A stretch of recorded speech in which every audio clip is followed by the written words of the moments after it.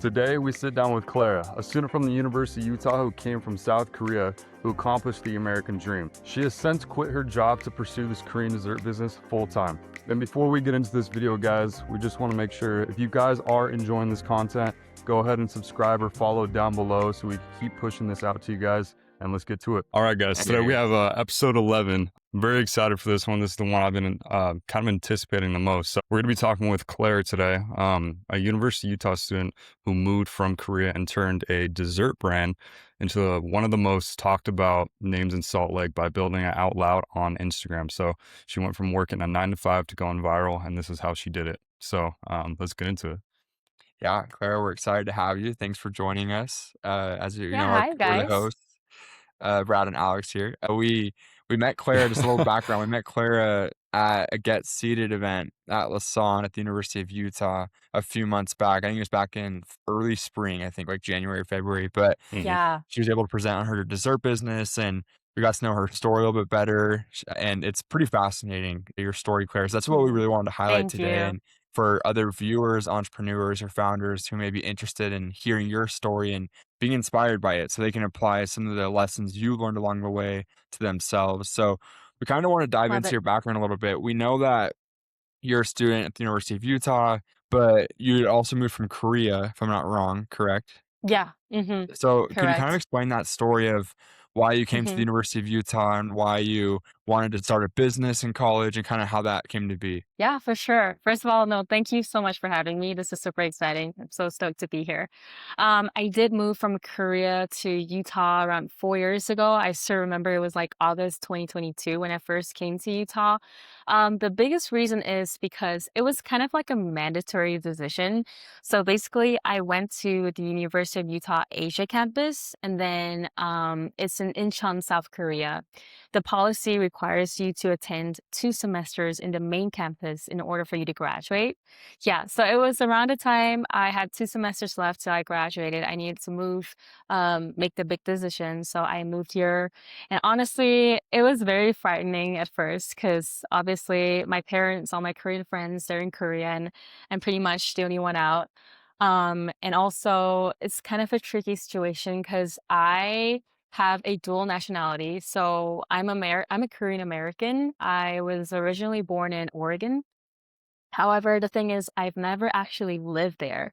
So my family, we moved internationally a lot when we were young, and I moved to Singapore when I was two, straight from the US. So I have no memory of living in the States.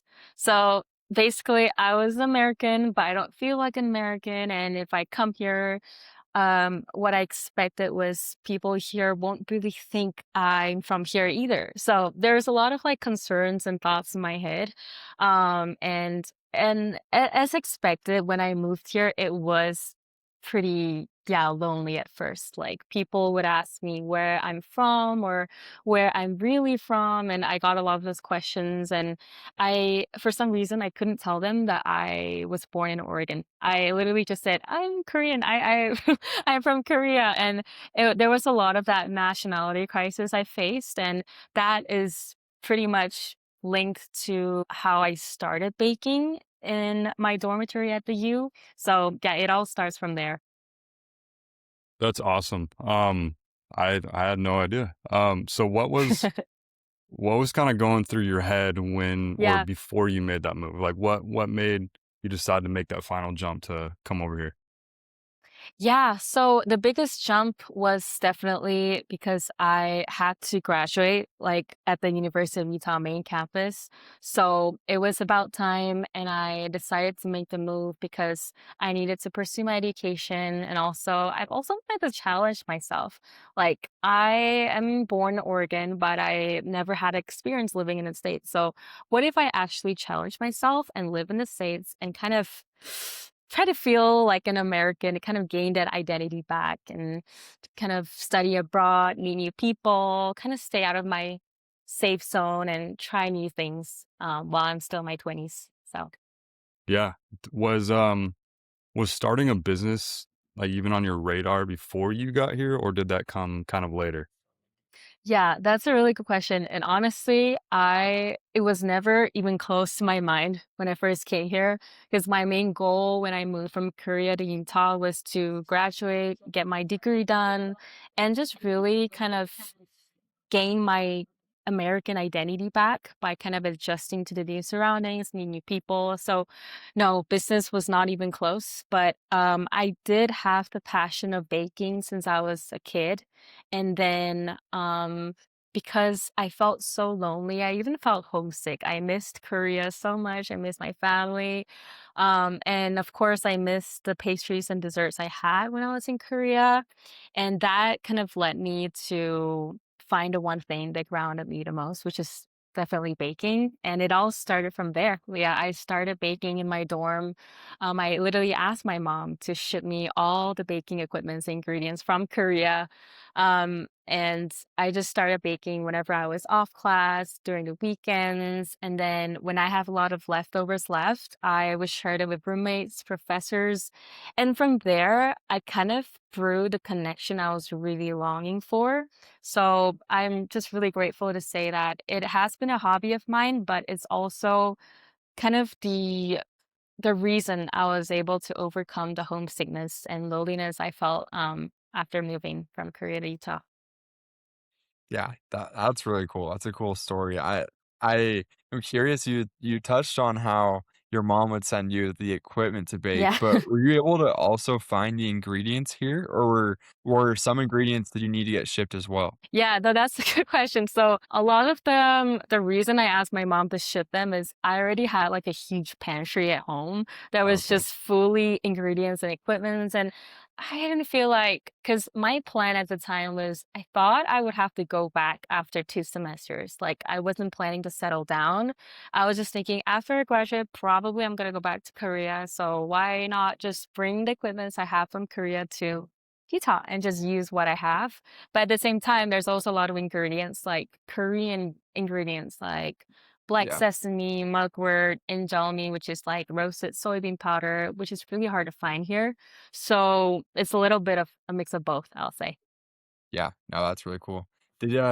So what you started making them and you had said you'd give them to professors, other students, Yeah. roommates, but at what point, and this is a really good point for entrepreneurs out there, is Mm. you start to Hmm. pinpoint these problems, right? And like a Yeah. problem market fit. And for you yourself, at what point did you see, oh wait, like I could actually profit off of this or I could sell these?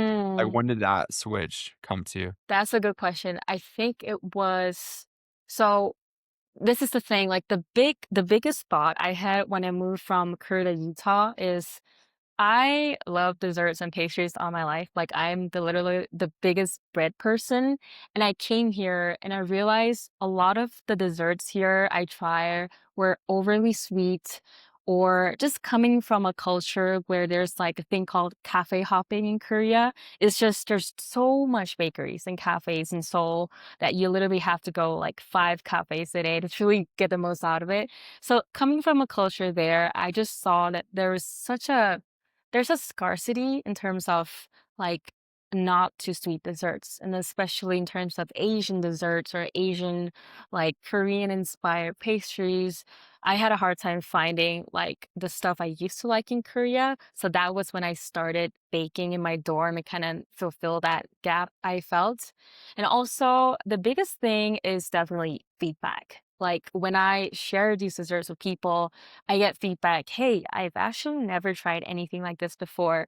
Do you mind actually selling them so I can get a full box? Or it all started from there. People, they show interest. They're interested in the flavors, and I see the demand. And there's also a huge gap in the market. So it's also a combination of everything, like people asking me to really turn this into a business and finding the gap in the market. And also just personally, I miss Korean desserts myself. So yeah, I just really started out of everything.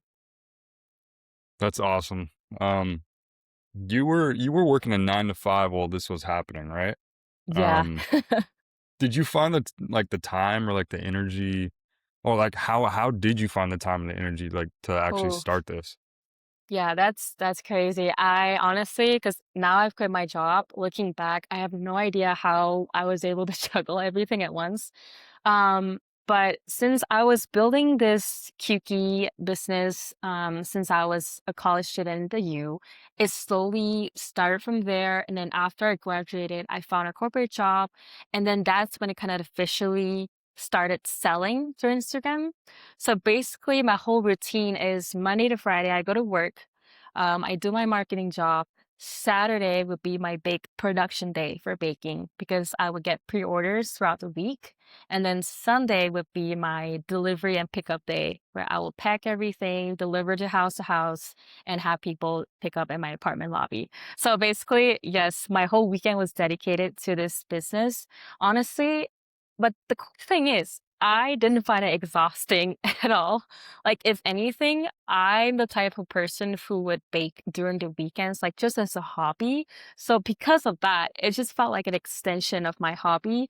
But the only difference is people are paying for my desserts and enjoying my stuff and giving positive feedback. So it honestly added more to the excitement and love I have for baking. So it wasn't like a huge like, oh, I'm so tired and I'm drained. It was like it is definitely a lot more work to do, but I still enjoyed it at the same time. So it was doable. Yeah, it was not bad.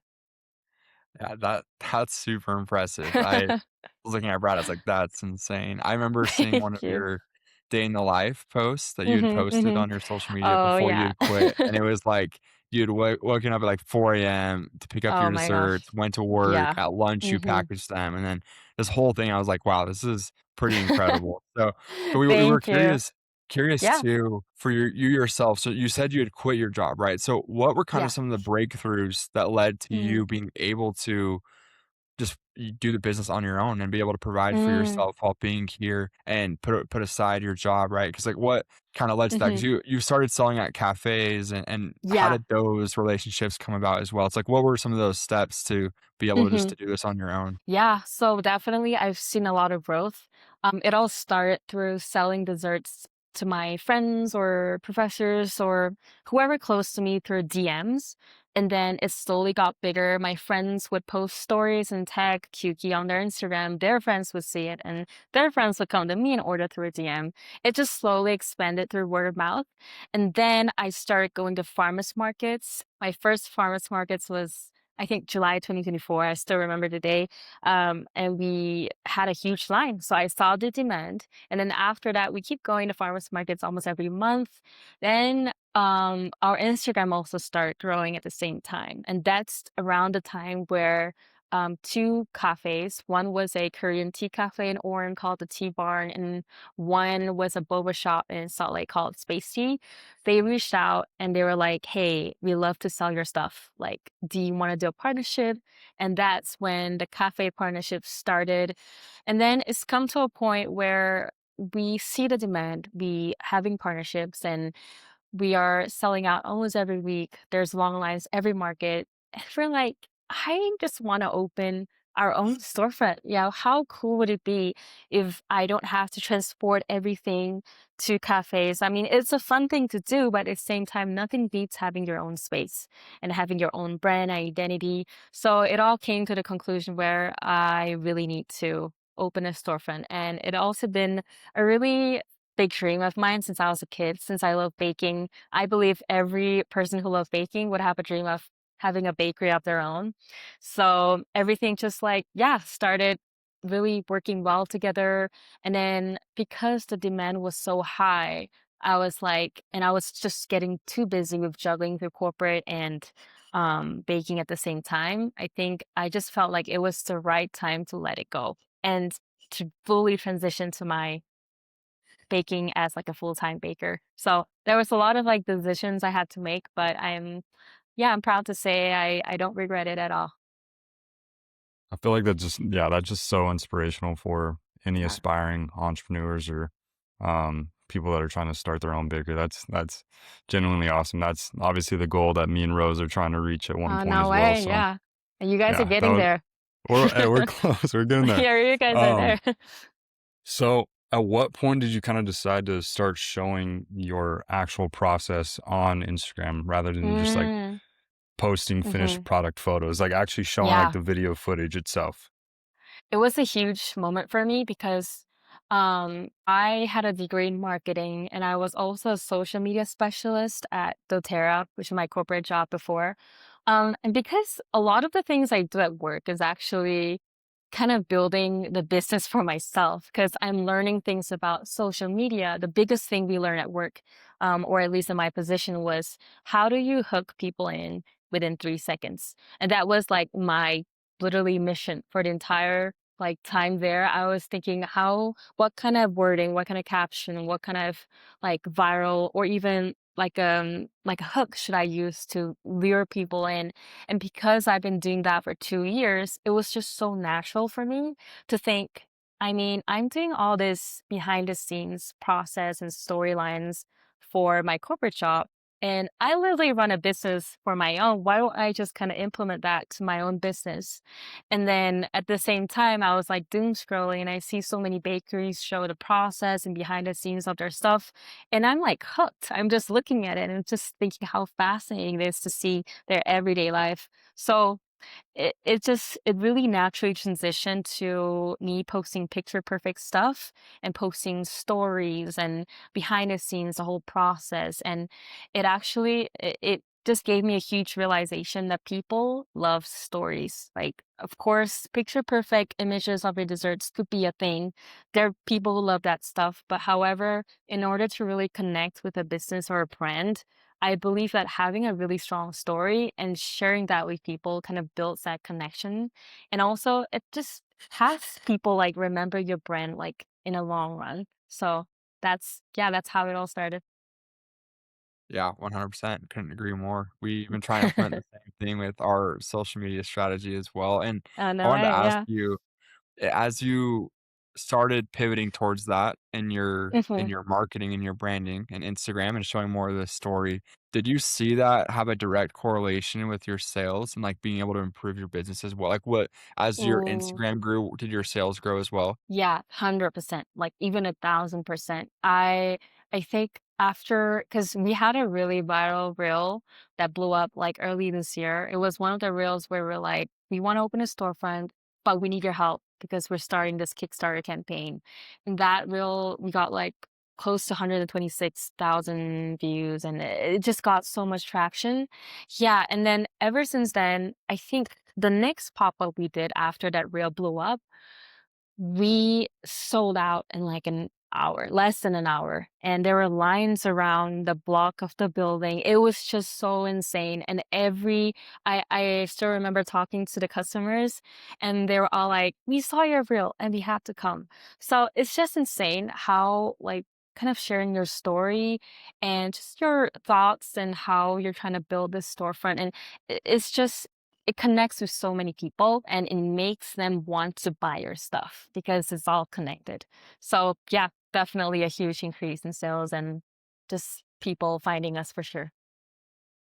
That's insane. I'm always an advocate for Kickstarter and uh, crowdfunding, but love that. obviously it's nice when a reel goes off and goes viral and Yeah. feeds into that Kickstarter. So congrats, by the way. That's Thank huge. you. Thank you so much. So what is specifically next for the brand? What are you planning? Hmm. And where do you want to take it from here? Yeah, I think the next step is the storefront for sure. We're working so hard these days we're really close to securing a lease. And after the lease, we're going to go through renovations and hopefully have a storefront by late fall this year. So that's the ultimate goal. And really, another goal is even though we have a storefront, I really want to keep that social media momentum going. So we want to post like a day in the life of a baker, of day in the life, like visit our bakery or just any type of behind the scenes to really build that connection with our followers and also update everyone, like keep them in the loop of every journey of opening a storefront. Like we want to be as transparent and honest as possible and just really kind of build the hype and keep connected with everyone. So yeah, that will be the next move for sure. That's super exciting. We're really excited for you guys. Do you Thank you. I don't know if you're allowed to say, and so don't feel Yeah. pressured to say it, but do Mm, you have an idea where this lease will be? Or like, where is it in Salt Lake City, or do you know where yeah. in Utah it'll be? Yeah, I gotta say it's gonna be in Salt Lake, Okay. and there is a bus number 9, I believe goes to U, right? Yeah, yeah, Yeah, yep, it that does. 9 bus goes it literally stops right in front of our store. So, Okay, awesome. that's Yeah. great. Yeah, it's around the 9th area down the Okay. street. So, yeah, happening Awesome. there. Hopefully, it's gonna get confirmed soon, Let's so go. That's exciting. I that thank same you. bus stop stops right outside my house, so I'll have to No take way. it and come stop by. But that's super There we go. exciting. Yeah, we definitely encourage everybody watching if you're in Utah. Maybe if you're not in Utah, come out to Utah and come visit Keuke. It's gonna be Hey. exciting. But before we kind of finish out, we just have a last couple questions for you. Yep. We're Mhm. really excited for you future where you're going, but obviously Mhm. you've learned a lot of lessons on the way. And if you, to yourself, if you had to give one piece of advice for an Mm, aspiring founder who, not just bakery, but just in any sort of business yeah. that they're wanting to start up, who, Mhm. because you as a somebody from Korea, you had to face a Yeah. lot of difficulties and challenges and discomfort, Mhm. and it's scary for a lot of us, Mhm. as For entrepreneurs. So, sure. what's kind of your piece of advice to people who may be fearful of like going all in on Mhm. their business? Yeah, totally. I would say the biggest advice I have is you never know until you start. Because I have a lot of friends, um, coworkers near me. They have an amazing business idea, but they're scared of what people would think or whether this will fail or succeed. Or of course, there's so many concerns, but honestly, you just have to start and see it happen.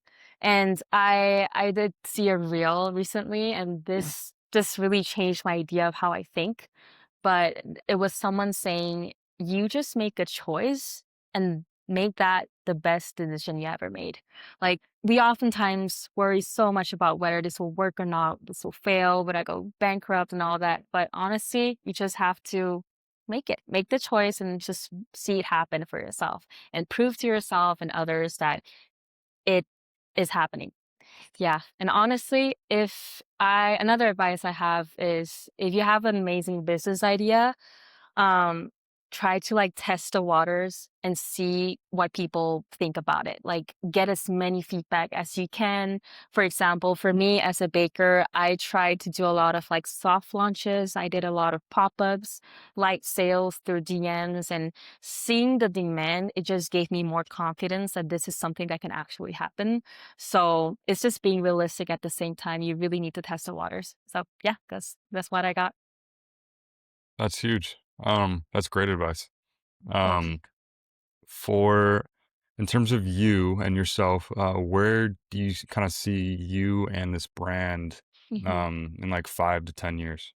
Ooh, I would love to see Chuki in every state in 5 years across the United States. And honestly, I would love to have this business expand like globally in Singapore or Taiwan, China. I just want to kind of share Korean inspired Asian desserts and pastries and drinks with as many people as I can reach.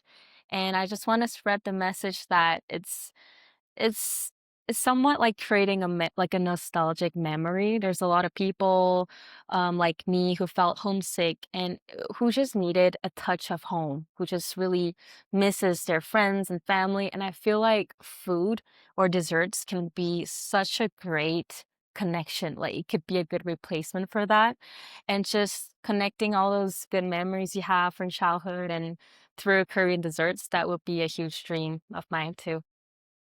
Yeah, that's so awesome. That's really inspiring, and we know you're gonna get there one day. And you never know; it Thank could be you. a lot sooner than you think. And that's what's really cool about the Fingers founder crossed, yeah. journey is that these Mhm. things come a lot faster than you sometimes realize. But it's very Yeah. clear you have a lot of love and heart for your business, and I Mm, think that's one admirable attribute about you as a founder is there's a mm, lot of business owners out there, entrepreneurs who are just in it for the money and they're just doing some for profit thing, which isn't always a yeah, bad thing, but it's very clear that you love your product, you love your service, and that type true. of love can really touch people and it will carry you guys forward. So Yeah, Oh, we're thank really you so excited for much. you. That's so sweet.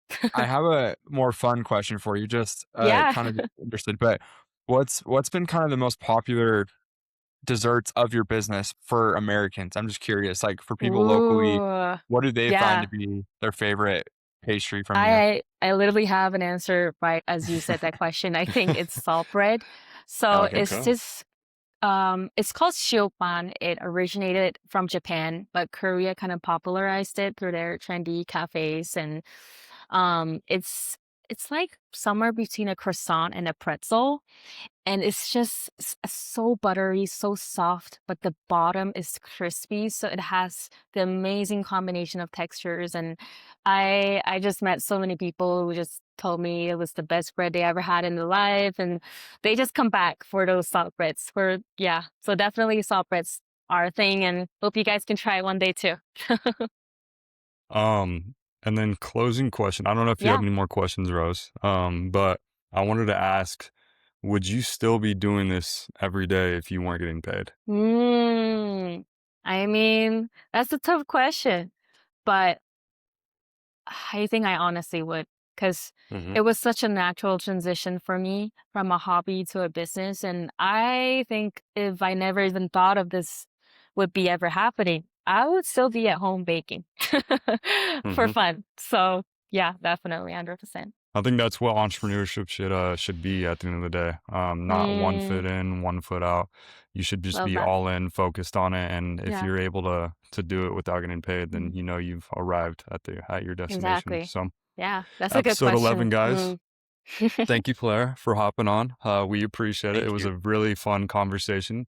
We'll put Thank her you so socials down much. below, guys. Mhm. Go check her out if you live in Salt Lake City. And until next time, see you guys. Awesome. See you guys.